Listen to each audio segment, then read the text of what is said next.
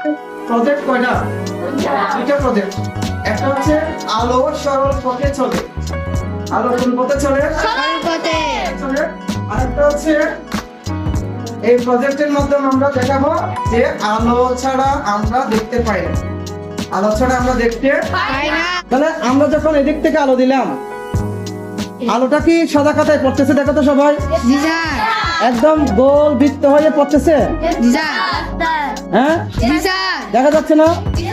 গোল বৃত্ত হয়ে। তাহলে কি আলো কোন পথে চলে? সবাই বলো। সরল পথে চলে। আলো কোন পথে চলে? সরল পথে। সরল পথে চলে। এই জন্য আমরা ওই বৃত্তটা তিনটা কাটকে কয়টা কাটকে ভেদ করে গিয়েছে? তিনটা। আচ্ছা, আমরা যদি এই তিনটা কার্ডের ভিতর থেকে মাঝখানটাকে যদি একটু তুলে দিই, দেখো তো এখন কি তোমরা দেখতে পাচ্ছ? না স্যার। এখন সাদা খাতায় কি কোনো দাগ দেখতে পাচ্ছ? কোনো আলো দেখতে পাচ্ছ? পাচ্ছি না, আমরা সাদা খাতায় কোনো আলো দেখতে পাচ্ছি না। তাহলে আবার যখন আমরা কার্ডটাকে ঠিক জায়গায় বসা দিব, এই যে ঠিক জায়গায় বসা দিলাম, এখন কি আবার দেখতে পাচ্ছ? জি স্যার। দেখতে পাচ্ছ না? দেখো তো, জি স্যার। আমরা আবার দেখতে পাচ্ছি। জি। তাহলে এটা দ্বারা কি প্রমাণিত হলো?